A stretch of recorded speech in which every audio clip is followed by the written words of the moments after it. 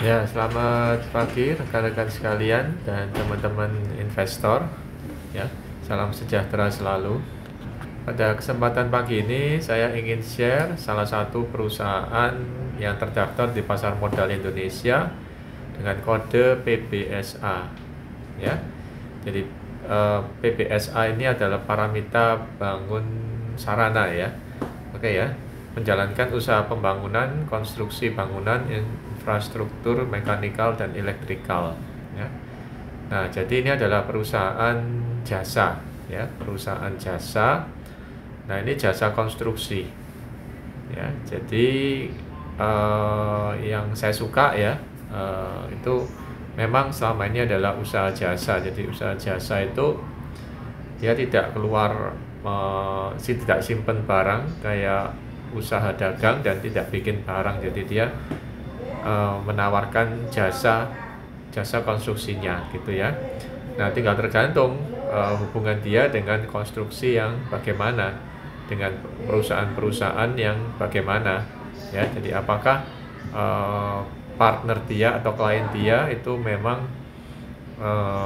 berada pada bisnis yang memang sangat dibutuhkan ya, seperti itu ya. Itu.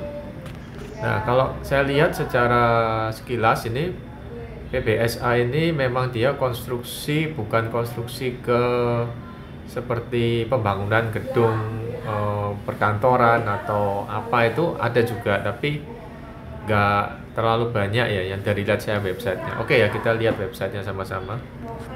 Nah, ini adalah websitenya.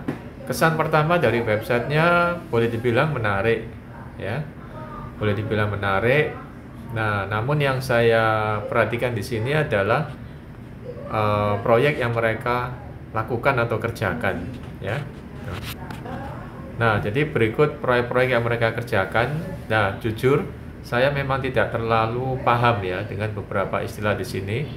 Nah, seperti di sini ada refinery, oleochemical, biodiesel, power plant, jetty, tank, palm oils, ISBL, dan high-rise building ya.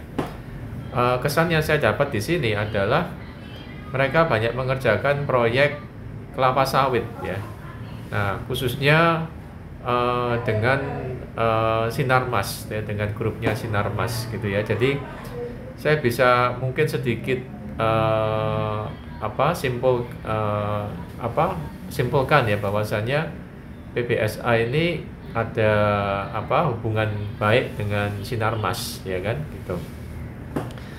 Nah, kemudian ada juga pabrik yang berhubungan dengan kelistrikan, power ya, dan juga ada gedung tinggi. Tapi kalau yang saya lihat ya, silakan teman-teman nanti cek di websitenya ya. Kesan yang saya lihat memang proyek-proyek mereka banyak untuk industri ya, jadi proyek untuk industri seperti itu.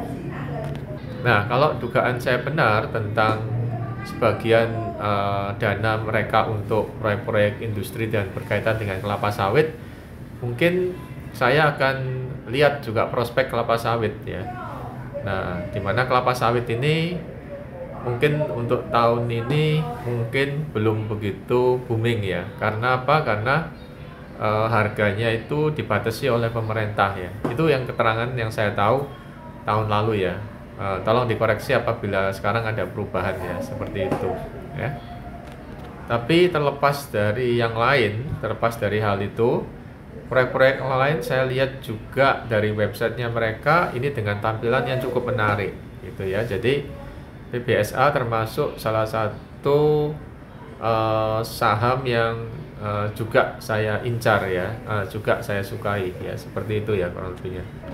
Kemudian hal lain yang saya lihat di website mereka adalah tentang komposisi pembagian pemegang sahamnya. Nah, di sini saya lihat masyarakat hanya mendapat porsi 12,3%. Nah, kalau saya secara pribadi saya suka dengan hal ini ya. Jadi porsi yang kecil, relatif kecil dari masyarakat ini saya suka. Kemudian untuk Dewan Komisaris dan Direksi silakan dibaca sendiri dan dipersepsikan sendiri ya. Oke ya, di sini suatu apresiasi bahwasannya mereka menampilkan semua pengurus-pengurus penting pada perusahaan ya. Jadi dewan komisaris dan direksinya gitu ya. Dan saya juga udah lihat secara sekilas ya. Ini kita apresiasi sekali ya perusahaan-perusahaan yang mau secara terbuka menampilkan dewan komisaris dan direksinya, termasuk juga profil mereka gitu. Tapi kembali lagi kepada kita sendiri sebagai yang menilai atau sebagai calon investor, apakah kita klik dengan profil-profil mereka ya. Nah, kalau saya secara pribadi sejauh saya klik dengan profil-profil mereka ya, saya tidak keberatan untuk berinvestasi atau beli sahamnya gitu ya. Nah, tapi selain itu saya juga lihat angka-angka keuangannya ya. Jadi silakan dinilai sendiri ya untuk hal yang ini.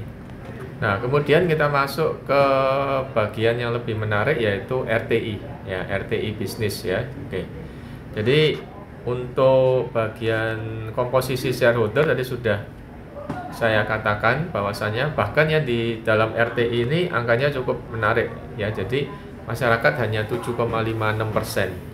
Ya, ini posisi yang menurut saya lebih update ya saat ini ya. Jadi masyarakat hanya 7,56%.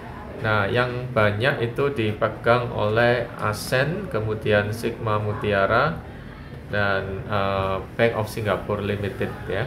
Oke, jadi saya apresiasi, saya suka ya dengan porsi masyarakat yang sangat kecil seperti begini ya, gitu. Kemudian perusahaan juga cukup terbuka menyajikan seperti tadi sudah saya katakan dewan komisaris dan direksinya. Oke, kita masuk kepada key statistik ya atau EPS-nya. Ya, jadi EPS-nya DPS, DPR ya. Jadi EPS sejauh yang saya lihat jadi 14, 28, 45 dan 30. Menurut saya secara pribadi ini ya cukup stabil ya. Jadi memang ada penurunan dari 45 ke 30, tapi saya rasa dalam batas yang wajar dan stabil ya. Atau mungkin karena 45 itu memang yang terlalu yang outstanding ya pada saat itu ya. Oke. Kemudian yang saya suka lagi dari PBSA ini adalah DPR-nya ya. Dividend payout ratio-nya lumayan gede sampai 96 dan antara 83 sampai 96%. Tapi saya apresiasi sekaligus saya juga sedikit perhatian juga ya, kok gede banget ya, gitu ya, kok ya sekitar sih suka-suka aja sih, cuman ya bukannya mereka juga perlu untuk pengembangan usaha seperti itu ya, gitu. Kemudian yang mungkin kurang adalah market cap-nya gitu ya. Market cap-nya masih di bawah 1T ya gitu ya. Itu ya, jadi itu yang masih kurang ya menurut saya ya. Kemudian yang bagus menurut saya adalah pembagian dividen dari tahun 2018 sampai 2023 kemarin yang nggak pernah bolong. Dan rupiahnya selalu meningkat. Nah, ini menjadi nilai tambah dan hal yang menarik ya gitu.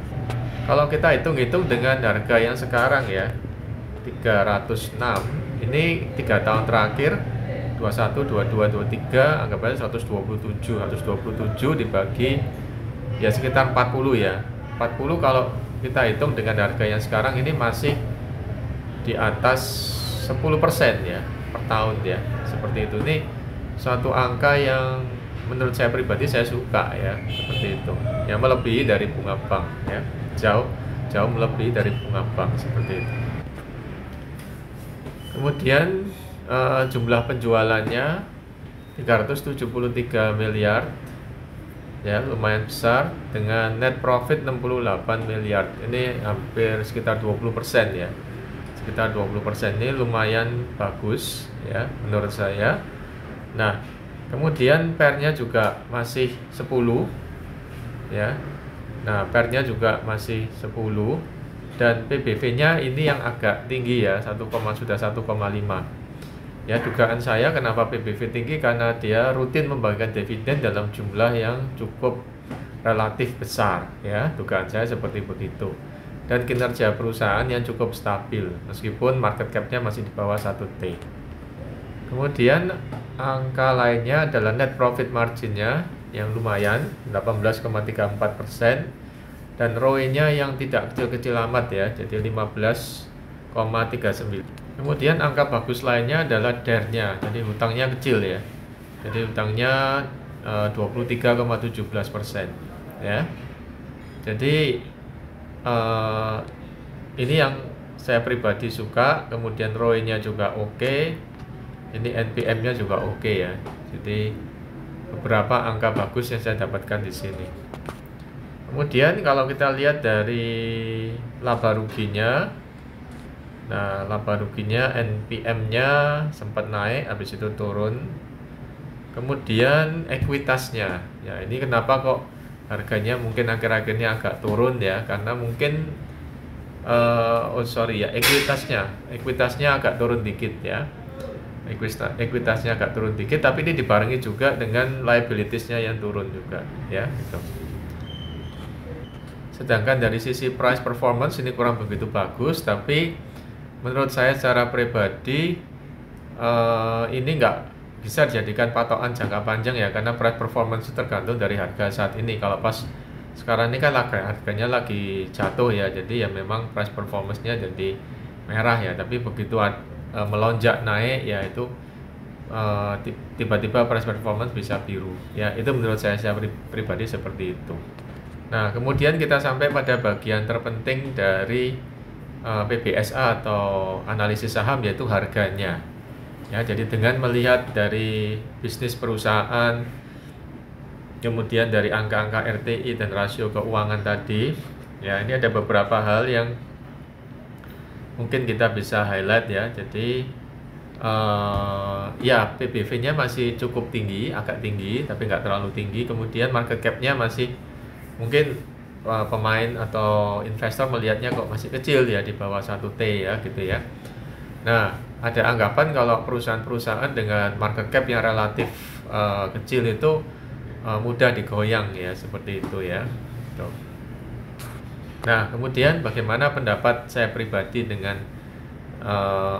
harga yang 306 ini ya. Jadi kalau kita lihat dari chartnya selama 5 tahun terakhir ini cukup fluktuatif ya. Jadi cukup naik turunnya cukup tajam ya. Jadi mungkin bisa saya katakan saham ini ya fluktuatif ya, naik turun gitu ya. Jadi kalau kayak gini dan kita suka, yaitu ambil aja pada saat dia lagi turun ya kan. Gitu ya, karena pengalaman membuktikan dia kadang juga naik juga. Ini sempat sampai 467 ya, dan sempat jeblok sampai 144 pada saat Covid gitu. Dan posisi sekarang adalah 306 ya. Nah, menurut saya secara pribadi harga 306 untuk posisi hari ini ya, ini termasuk harga bawah ya. Nah, kita lihat ya kan, ini termasuk harga bawah. Nah, ini masuk harga bawah ya dalam 1 tahun terakhir. Nah, menurut saya secara pribadi ini harga 306 untuk produk ini pada hari ini masih menarik ya.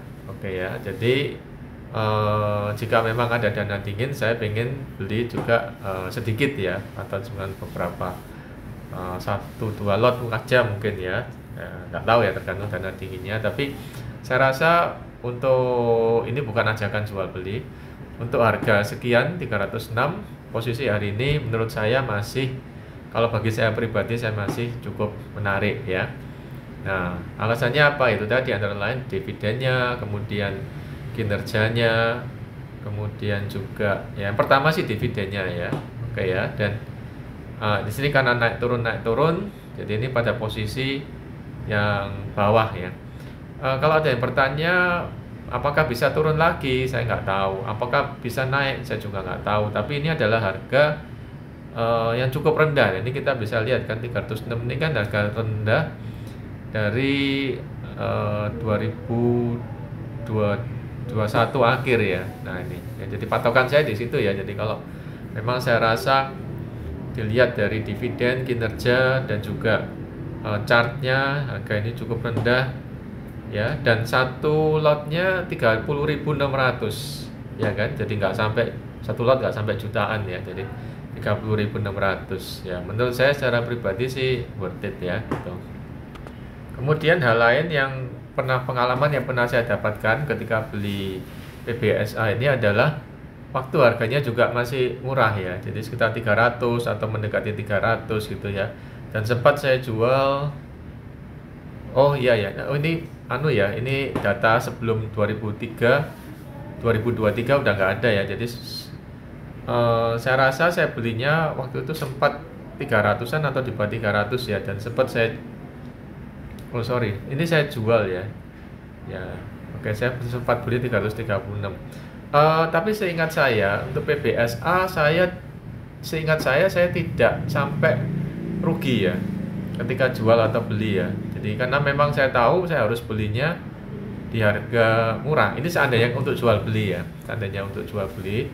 Jadi seandainya untuk trading, jadi pas di bawah murah. Jadi waktu itu saya belinya mungkin sekitar 300-an ya baru saya beli ya. Jadi saran saya pribadi, untuk yang beginian jangan beli pas harganya tinggi ya, tunggu aja pas harganya rendah baru kita beli ya, seperti itu ya. Nah,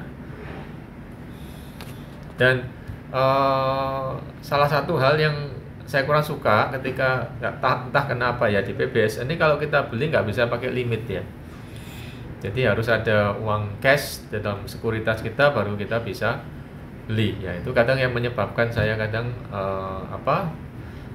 nggak banyak akumulasi, itu tadi karena nggak bisa pakai limit ya, seperti itu. Oke ya, jadi itu aja sharing dari saya tentang PBSA untuk hari ini. Hari ini tanggal 8 Januari, hari Senin tahun 2024. Jadi posisi harga 306 menurut saya masih oke untuk hari ini ya. Dan saya rasa dengan dividen yang sekian, rutinan juga kinerja perusahaan yang cukup terjaga, saya rasa kalaupun toh kita biarin aja, saya rasa masih bisa ya, gitu ya. Jadi, dan ini bukanlah jasa konstruksi seperti perumahan apa itu, bukan ya. Jadi kayak macam Demas itu bukan ya. Jadi dia bukan ya. Jadi dia lebih pada jasa konstruksi untuk industri. Nah, tergantung nanti analisis teman-teman ya. Industri misalnya dia banyak untuk sawit ya. Jadi bagaimana dengan prospek sawitnya gitu ya. Jadi dia lebih ke arah situ. Oke, saya rasa itu aja sharing dari saya. Sekali lagi disclaimer ya. Jadi ini adalah ulasan secara pribadi, kacamata pribadi. Saya tidak bicara secara generalisasi. Saya bicara hanya pada saya sendiri dan pada hari ini saja. Ya, jadi boleh diikuti, boleh juga tidak diikuti, karena yang namanya kita beli produk itu juga melibatkan feeling ya. Jadi menurut saya tidak mungkin ya kita beli hanya semuanya berupa angka persis ya, enggak ya, pasti ada porsi feel-nya kita ya, mungkin sekitar 51% ya, sedangkan 49%-nya kita berupa angka-angka yang logis ya gitu ya. Jadi silakan dinilai sendiri bagaimana, atau mungkin ada pilihan yang lain ya.